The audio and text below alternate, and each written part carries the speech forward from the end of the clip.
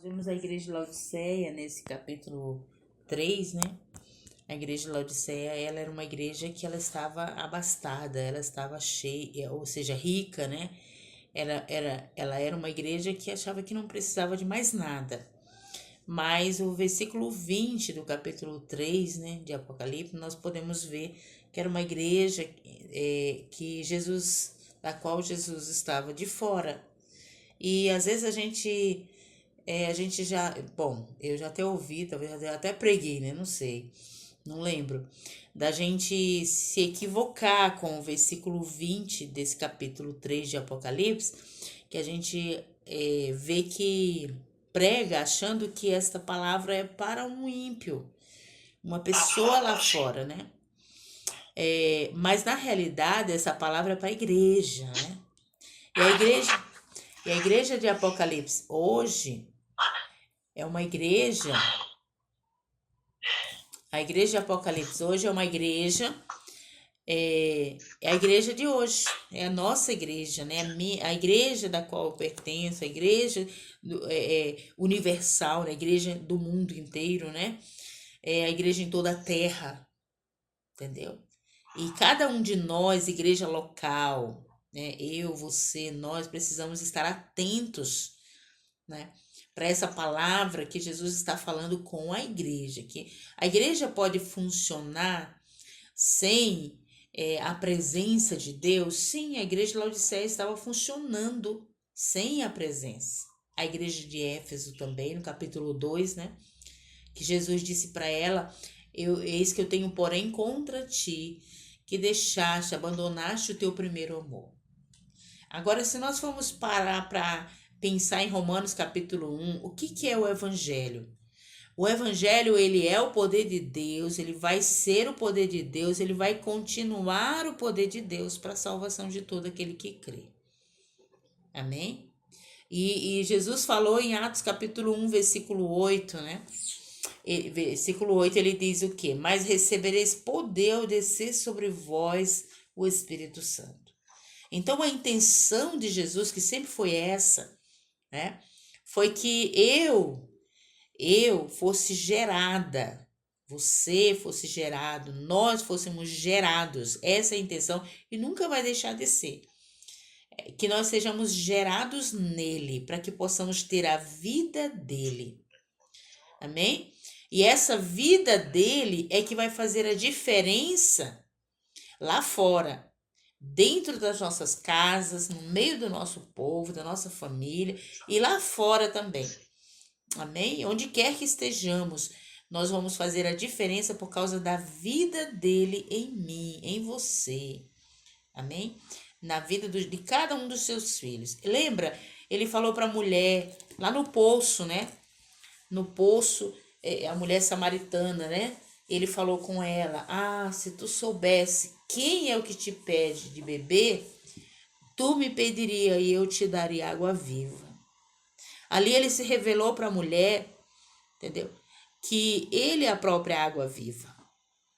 E tudo que ele tem para dar para os seus filhos, né? É a vida. Ele diz que aquele que se alimenta dele viverá por ele.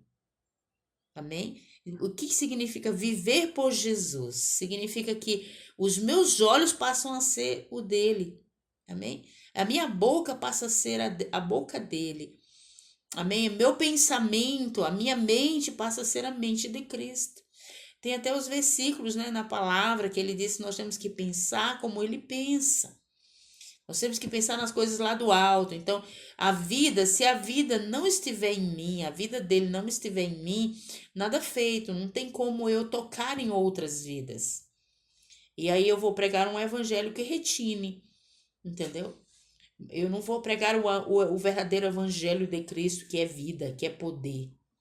E a gente vê isso muito, né? Muitas vidas, muitos crentes estão na mesmice, entendeu? Mas tem um título de crente. Então a igreja de Laodiceia, ela tinha um título de igreja, um título de crente.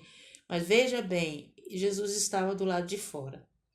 Ele diz: Eis que estou à porta e bato. Se alguém ouvir a minha voz e abrir a porta, né? É muito triste, né? Então a gente prega essa palavra equivocados, né? Muitos pregam essa palavra equivocados, que essa palavra é para o ímpio lá fora. Não, era para a própria igreja. Eu dei um testemunho agora há pouco, né, numa palavra, que quando Deus falou comigo, né, Deus falou comigo, eu não conseguia ouvir.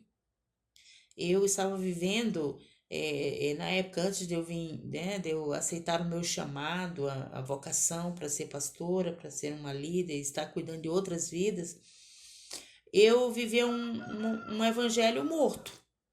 E não era o evangelho de Cristo, porque a Bíblia diz que o evangelho de Cristo é o poder de Deus para a salvação de todo aquele que crê. E eu estava tudo certinho, né, na igreja, frequentando uma igreja, entendeu? Mas sempre me esquivando daquilo que Deus queria para mim. E chegou um momento em que a minha filha sofreu uma enfermidade, que eu descobri que aí eu tive que levar para o médico, né, para o hospital, e Deus enviou uma moça, uma senhora que trabalhou comigo há algum tempo, acho que uns 3 anos, né, mais ou menos ela trabalhou comigo, cuidando deles, e ela queria muito bem meus filhos. E aconteceu que ela foi lá em casa, uma semana ou 2 semanas antes da cirurgia, né? Que aí foi até marcada a cirurgia para ela, que era um problema de adenoide, né? E Deus enviou essa moça lá em casa. Gente, essa senhora, ela não era convertida, ela não tinha Jesus. Mas Deus enviou ela lá em casa. Ela queria muito bem as crianças, né? E ela disse assim: Leia, eu tô sabendo que você vai levar a Lídia para o hospital, aliás, para uma cirurgia. E, ai, Leia, eu vim aqui só te dizer: não deixe ela passar por essa cirurgia.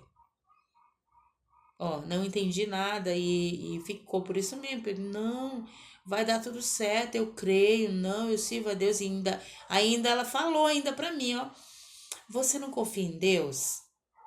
Desse jeito. Deus usou a minha própria filha também, 3 anos e meio mais ou menos, para falar comigo que ela ia para o céu. Olha aí, Deus já, né, já estava ali mostrando para mim o caminho que eu deveria seguir, o que eu deveria fazer, eu deveria seguir a fé, a confiança nele, não, mas a minha fé, a minha confiança estava nos médicos, estava no hospital. Por quê? Na cirurgia, por quê? Porque eu não tinha uma fé suficiente, entendeu? Eu não conseguia olhar para Jesus totalmente. Eu andava com ele, mas ele estava de fora. Eu pensava que eu andava com ele, aliás, né? Eu pensava que eu andava com Cristo. Então, muitas vezes nós pensamos que estamos com Cristo e não estamos. E essa igreja, Laodiceia, a Bíblia diz que ela era pobre, cega, miserável e nu. Eu estava cega naquela época. Porque Deus usou 3 pessoas. Usou essa senhora, usou a minha filha, ainda usou uma senhora, uma irmã lá na igreja. Leia, Jesus já curou a tua filha. E eu relacionei essa palavra com o que os médicos iriam fazer, entendeu? Mas aconteceu que a minha filha passou 3 dias em coma, aliás, quase 3 dias, né? 2 dias e meio, vamos botar aí, 2 dias e meio em coma, entendeu? Depois da cirurgia, e não voltou. Jesus levou mesmo. Entendeu? Mas não poderia ter sido diferente? Sim, com certeza. Só eu e Deus creio, sabe disso. Que eu creio que eu poderia ter a fé hoje. Hoje eu creio. Eu acredito que eu poderia ter a fé. Entendeu?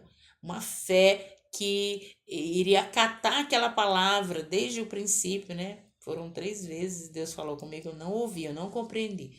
Então, muitas das vezes, nós estamos num nível de fé que nós não conseguimos ouvir e compreender Deus falando conosco. Como estava a igreja de Laodiceia, a igreja de Éfeso, lá em Apocalipse e outras também, né, que ele falou.